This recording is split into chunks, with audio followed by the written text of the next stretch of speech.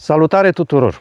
Ați plantat în curtea noastră, pe lângă casă, un măr și vreți să-l formați un pom viguros, cu o coroană frumoasă, cu fructe sănătoase și multe.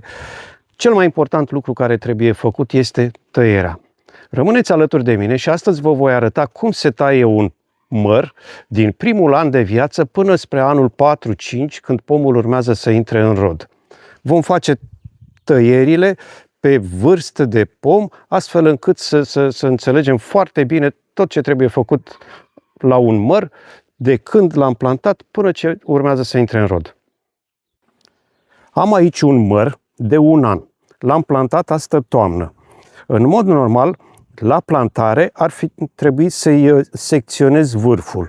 Am ales să nu fac lucrul acesta pentru că urma iarnă și n-am vrut să-l supun unui stres deosebit, unui efort deosebit. La acest moment trebuie să îmi aleg înălțimea pe care vreau să-i o dau pomului, de la care să-și formeze coroana, și îi secționez vârful. În egală măsură trebuie să țin cont de tipul de coroană pe care vreau să îl fac pomului, ce fel de coroană vreau să aibă pomul. Eu îmi propun ca acest pom să îl conduc pe sârmă, într-un sistem de cultură intensivă și să-i formez o palmetă laterală, adică să-i conduc viitoarele șarpante, să-i le conduc în lateral. Din acest motiv, mi-am ales punctul de pornire a coroanei aici, unde am sârma de care voi prinde pomul, și mă uit după 2 muguri care vor da viitoarele șarpante.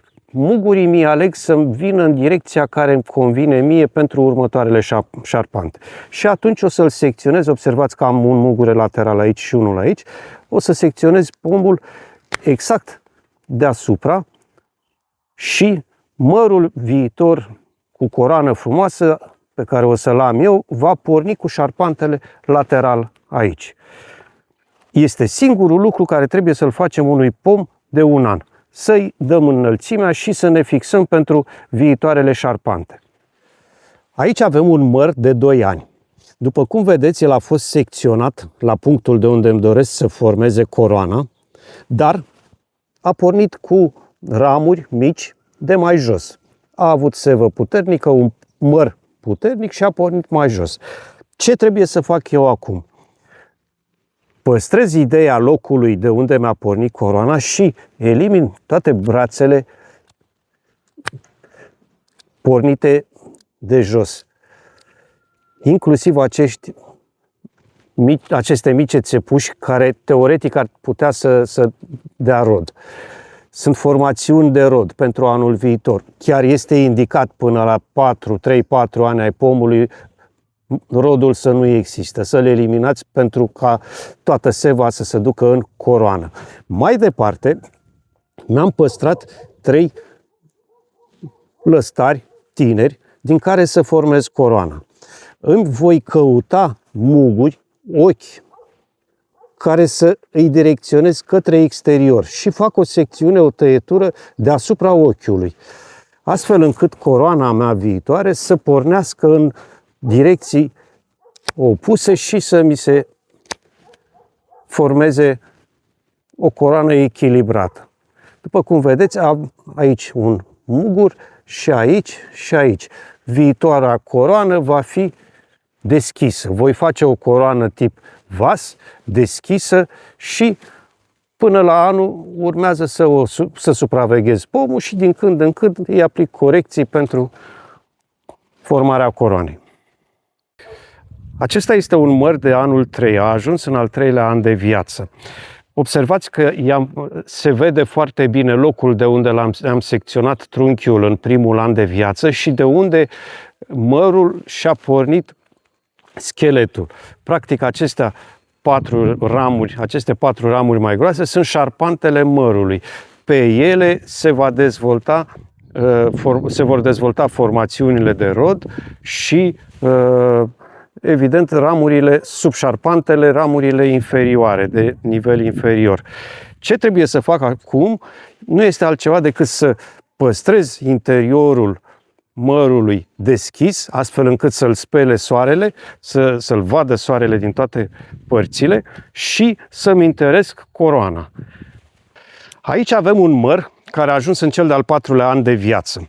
După cum observați, aici a fost punctul la care a fost secționat trunchiul în primul an, au pornit șarpantele, elementele de structură ale pomului, subșarpantele, tăierile au fost riguroase pentru formarea scheletului, să facem o coroană sub formă de vas și din această cauză mi-au pornit foarte mulți lăstari lacomi. La acest moment trebuie să identific formațiunile de rod, să le păstrez și lăstarii lacomi și ramurile care nu trebuiesc, care nu-mi lasă soarelui loc să intre în interiorul pomului, trebuie să le elimin. Cele mai multe greșeli care se fac la tăierea unui măr rezidă din faptul că nu sunt cunoscute formațiunile de rod ale mărului. Fiecare pom, că e sâmburos sau că e sămânțos, are formațiuni de rod diferite. La măr, formațiunile de rod se formează pe ramuri scurte și sunt de forma țepușelor, așa cum vedem aici, sau burse de rod, cum vedem aici. Aici avem o bursă de rod care a format și o țepușă scurtă în vârf. Aceste elemente nu trebuie eliminate sub nicio formă. Trebuie să înțelegem că aceste umflături de la baza nuielușii acestea și acestea scurte de aici sunt formațiunile de rod. Nu le eliminăm. În rest vom elimina lăstarii lacomi, ramurile mai lungi care ne ajută la schelet le scurtăm la 2/3 din lungime, deci vom îndepărta 1/3 din lungime, iar ramurile scurte, și aceasta este o formațiune de rod foarte frumoasă, observați aici, mărul va face floare în vârf, este un mugure apical, o creștere apicală a ramurii, va avea floare și de aici vom avea rod. Aceste ramuri scurte nu se elimină. Voi trece eu să elimin lăstarii lacomi și să îmi curăț interiorul mărului. Se spune despre un măr că este tăiat bine atunci când o pasăre care intră în interiorul pomului poate să zboare și să iasă pe partea cealaltă. Așa spun bătrânii. Când trece pasărea prin măr, atunci înseamnă că e tăiat bine. Am ajuns aproape de sfârșitul tăiatului de formare la mărul de 4 ani. După cum vedeți, am păstrat ramurile scurte, formațiunile de rod și am eliminat lăstarii lacomi și am scurtat ramurile mai lungi, cele care nu dau rod, le-am scurtat la 2/3. La prima vedere, pomul ar fi în regulă. Mărul este suficient de bine construit ca și schelet. Ramurile de rod se văd, sunt prezente, le păstrăm și vom avea rod, dar mi se pare că este puțin cam aglomerat. Am aici o subșarpantă, pornește din șarpanta principală, care mi se pare că este inutilă și aglomerează pomul, deși are formațiuni de rod numeroase, dar totuși stau și mă gândesc că o pasăre nu prea are pe unde să iasă dacă intră, ca să facem o glumă, și atunci mi se pare că e oarecum aglomerat pomul și voi elimina această subșarpantă cu tăiere la cep. Cred că și aici această subșarpantă îmi dă iarăși aglomerație, dar am să o mai urmăresc, să o mai văd. Și dacă va fi cazul și constat că pomul este prea aglomerat, o să o elimin și pe aceea. La acest moment, mărul de anul 4 este cu coroană sub formă de vas, este gol la interior, îl vede soarele bine, formațiunile de rod sunt formate, sunt prezente, ramurile lungi, cele care nu dau rod, le-am scurtat, deci cam așa trebuie să arate un pom, un măr de anul 4, tăiat corect și cu perspectivă de fructificare. Avem aici un măr de anul 5, pornit în formarea coroanei cu picior jos, cu o coroană vas, cu interiorul deschis, șarpante foarte bine dezvoltate, puternice, subșarpante la fel, în egală măsură puternice. Pomul a avut anul trecut rod, a avut un rod foarte bun, foarte bogat, delicios, ca să ne dăm seama și să vă dau o sugestie asupra soiului pomului, este un golden delicios, măr. La acest moment, în anul 5 fiind, este ultima dată când pot să-i ajustez coroana ca și formare. De la anul încolo urmează să mai fac tăieri de rărire, tăieri de rodire, dar acum îi termin de format coroana. Privesc la pom și mă întreb, oare nu este cam aglomerat? În opinia mea este cam aglomerat. Ele pe picior jos, multe subșarpante și asta îmi dă o înghesuială mare, boală, nu este aerisit pomul și atunci fructele pot să se îmbolnăvească. Anul trecut n-am avut probleme, dar cu siguranță în acest an voi avea probleme. Și din această cauză mă gândesc să elimin această subșarpantă și pe asta de aici. Aici vă propun o analiză clară asupra subșarpantelor.